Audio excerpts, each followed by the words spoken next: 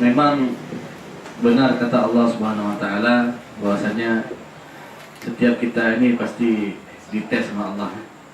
Kita nggak hanya mengatakan saya beriman kepada Allah, tapi Allah tidak akan menguji kita. Pasti Allah akan uji kita. Ujian kita itu macam-macam. Ya.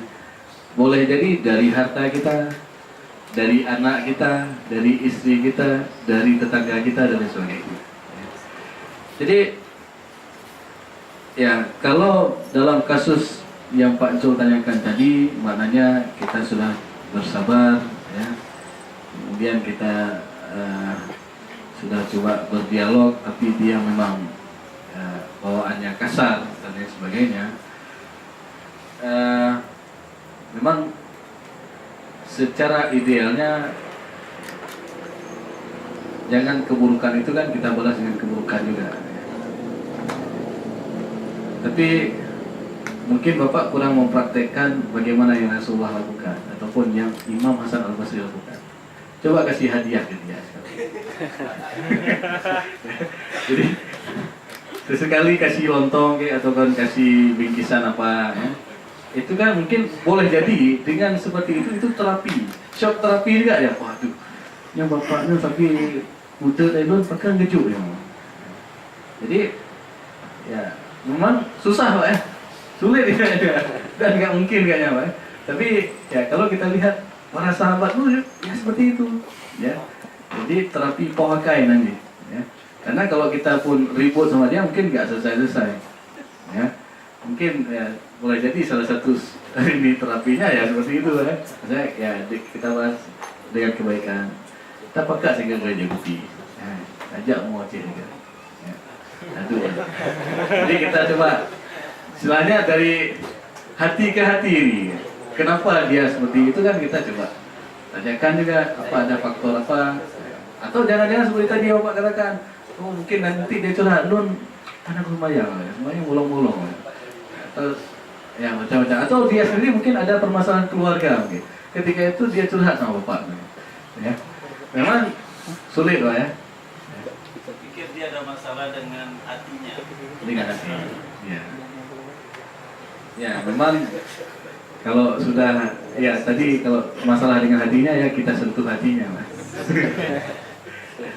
Maknanya ya tadi ya kita coba apa namanya ya kita ajak ngomong ya ada masalah apa ya bahkan kenapa dia nggak mau berubah sudah kita bilang kayak ini juga nggak mau berubah sebenarnya ada masalah apa mungkin ya, dia ada satu masalah yang dia pendam kemudian dengan reaksi mungkin Bapak yang juga ketika itu sudah coba bersabar tapi mungkin bagi dia menganggap lain dan lain sebagainya sehingga ini tidak akan ketemu. Ini kalau kita ya, intinya ya istilahnya kalau istilah Prof. Farhan ya, komunikasi Pak. Intinya coba bangun komunikasi. Walaupun itu sulit tapi pelan-pelan insya Allah. Ya, insya Allah kalau memang kita ada niat baik, ya, insya Allah Allah permudah. Menjaga niat yang kasar, laut darat Tuhan pelihara. Jadi kalau niat kita bagus, insya Allah Allah permudah itu. Boleh jadi Allah lunakkan hatinya. Insya Allah. Silakan. Yang jelas, ya. Terkadang kita ini ada sifat. Tadi ya, kita katakan ada sifat takwa dan ada sifat nafsu. Salah satu sifat nafsu itu adalah kadang-kadang ada orang suka ataupun senang melihat orang susah, susah melihat orang senang. Ataupun bahasa Prancis itu ya. Yang jelas ya ketika seseorang menyulitkan kita ya, dalam hal dunia ya, sebagaimana hadis nomor ke-36 daripada hadis Arba'in Nawawi apa disebutkan di situ barang siapa yang memudahkan urusan seorang mukmin maka dia akan dimudahkan urusannya dunia dan akhirat. Jadi mafhum mukhalafahnya apa? Pemahaman terbaliknya apa? Ketika dia menyusahkan seorang mukmin, berarti juga Allah akan menyusahkan urusan dia dunia dan akhirat. Ya. Jadi tadi Bapak melihat bahwasanya orang tersebut dia juga salat berjamaah di masjid. Maka tadi di penjelasan kita awal bahwasanya jangan sampai kita hanya memfokus ketakwaan yang berkaitan dengan hablum minallah, lalu kita mengabaikan ketakwaan yang berkaitan dengan hablum minannas. Dia termasuk orang yang rugi. Karena kenapa? Jadi kita lihat hadis tadi, ya, di hari akhir orang-orang yang rugi itu dia banyak bawa pahala salat, banyak bawa pahala puasa, banyak bawa pahala zakat. Tapi ketika dilihat hubungannya dengan sama manusia, dia suka menzalimi orang lain, dia suka ya intinya ya hanagat lah, ya. Sehingga apa? Pahalanya itu akan ditransfer kepada orang yang pernah dia zalimi. Maka sebenarnya pahala sabar itu nggak ada batas. Kalau dia buat seperti itu, kita alhamdulillah yakin aja, ya Allah mudah-mudahan pahala dia tentu kita ya Allah. Ya. Jadi itu ya. Maka boleh jadi ya, mungkin dia salat itu ya, kalau salat subuh memang luar biasa ya. Ya, apalagi dia bangun subuh, dia salat berjamaah di masjid memang luar biasa. Tapi ya seperti tadi bahwasanya salatnya ini pasti ada masalah. Jangan-jangan dia salat subuh karena pengen ngopi subuh pagi sama kawannya. Nah, kubra. Janjian, ya.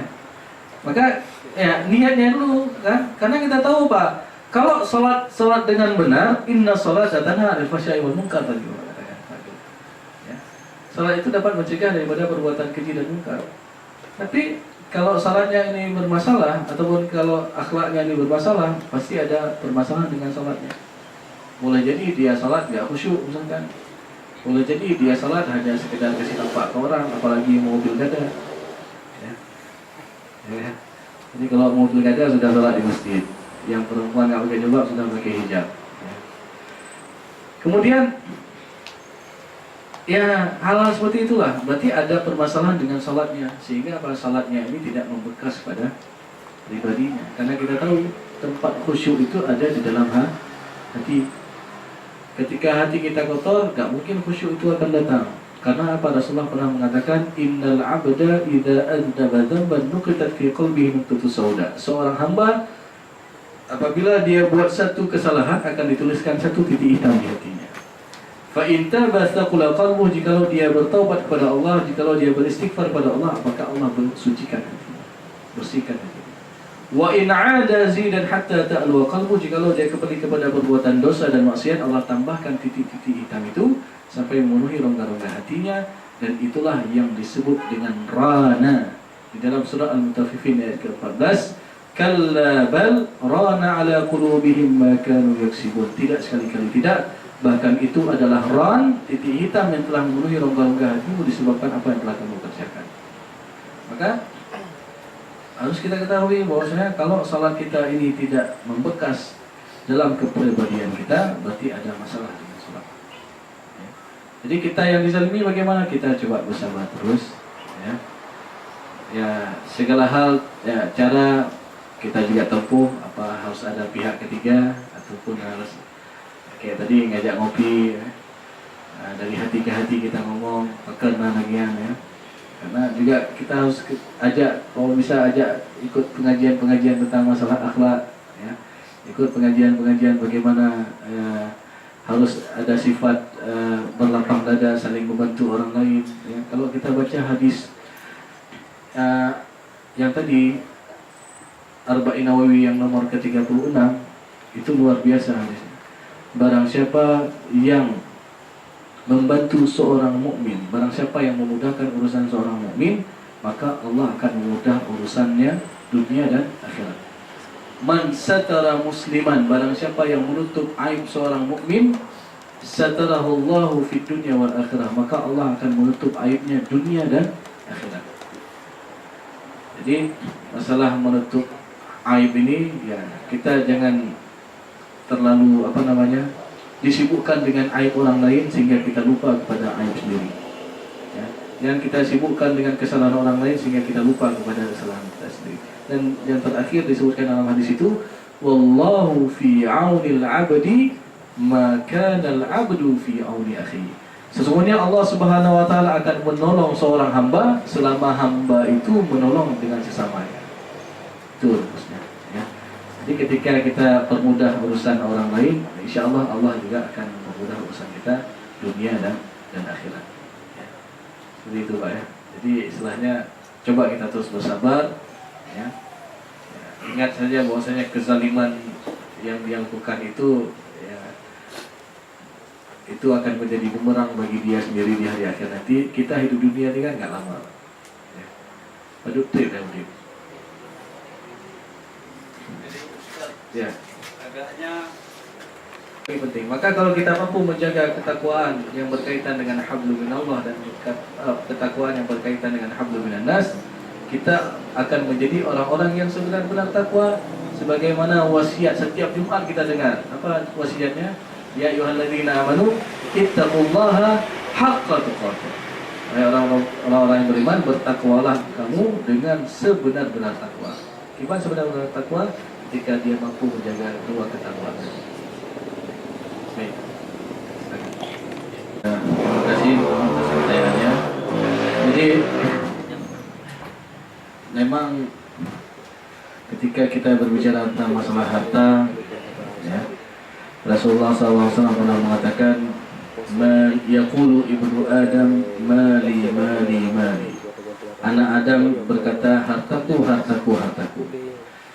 Dan tidaklah hartamu itu melainkan apa yang kamu makan, dia akan habis. Apa yang kamu pakai, dia akan lesuh. Dan apa yang kamu simpan, dia akan kamu tinggalkan untuk orang lain. Misalkan kadang ada orang yang berbangga-bangga mengatakan saya punya uang 1 miliar di dalam tabungan. Belum tentu yang 1 miliar itu jadi milik dia.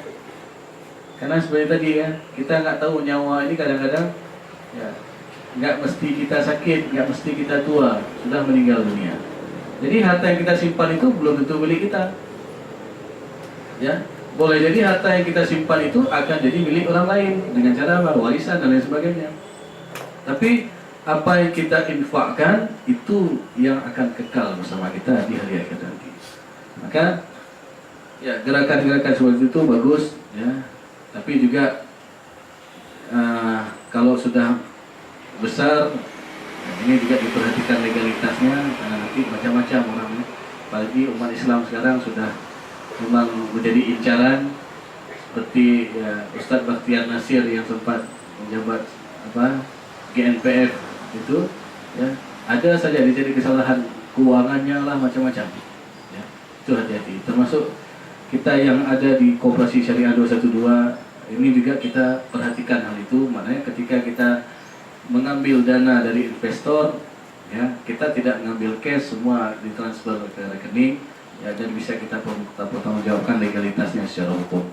Jadi itu saja yang perlu diperhatikan ya, karena memang umat Islam ini sedang diincar bagaimana kesalahannya, bagaimana ya, kita tahu dana haji saja sudah dipakai ya, atau sebentar lagi dana apa lagi kan ya, dana rumah Aceh kan? Ataupun dana Bait Asyi yang ada di sana ya, macam-macam. Jadi mereka mencari jalan atau mungkin ada kaitannya dengan 2019 kali ya. Jadi ini dan itu gerakan yang sangat luar biasa ya. Insyaallah mudah-mudahan dengan niat kita yang baik semua Allah Subhanahu wa taala akan memudahkan urusan kita semua. Baik. Malah karena ini sudah pukul 11 lewat sedikit, kita padai kajian kita pada kesempatan kali ini. Mudah-mudahan Allah Subhanahu wa taala berkahi pertemuan kita dan menjadikan ilmu yang bermanfaat ini bisa kita amalkan dalam kehidupan kita sehari-hari. Na'udzubillahi minasyaitonir rajim. Bismillahirrahmanirrahim. الحمد لله رب العالمين حمدا يوافي نعمه ويكافئ مزيده. يا ربنا لك الحمد كما ينبغي لجلال وجهك الكريم وعظيم سلطانك. اللهم صل وسلم على سيدنا محمد وعلى آله وصحبه أجمعين. اللهم أحسن عاقبتنا في أمور كلها وأجرنا من خزي الدنيا وعذاب الآخرة. اللهم لا تدع لنا في ليلتنا هذه ذنبا إلا غفرته، ولا هما إلا فرجته، ولا دينا إلا قضيته، ولا مريضا إلا شفيته، ولا ميتا إلا رحمته، ولا حاجة من حوائج الدنيا والآخرة هي لك رضا ولنا فيها صلاح برحمتك يا أرحم الراحمين. اللهم أصلح ديننا الذي هو عصمة أمرنا، وأصلح لنا دنيانا التي فيها معاشنا، وأصلح لنا آخرتنا التي إليها معادنا، واجعل الحياة زيادة لنا في كل خير، واجعل الموت راحة لنا من كل شر. اللهم أعنا على ذكرك وشكرك وحسن عبادتك. اللهم أوزعنا أن نشكر نعمتك التي أنعمت علينا وعلى والدينا، وأن نعمل صالحا ترضى، وأصلح لنا في ذرياتنا إنا تبنا إليك وإنا من المسلمين. اللهم أحينا بالإيمان وآمتنا بالإيمان واحشرنا مع الإيمان برحمتك يا أرحم الراحمين. اللهم اجعل جمعنا هذا جمعا مرحوما، وتفرقنا من بعده تفرقا معصوما. اللهم اختم لنا بحسن الخاتمة، ولا تختم علينا بسوء الخاتمة. ربنا آتنا في الدنيا حسنة وفي الآخرة حسنة وقنا عذاب النار. سبحان ربك رب العزة عما يصفون، وسلام على المرسلين والحمد لله رب العالمين. السلام عليكم ورحمة الله وبركاته.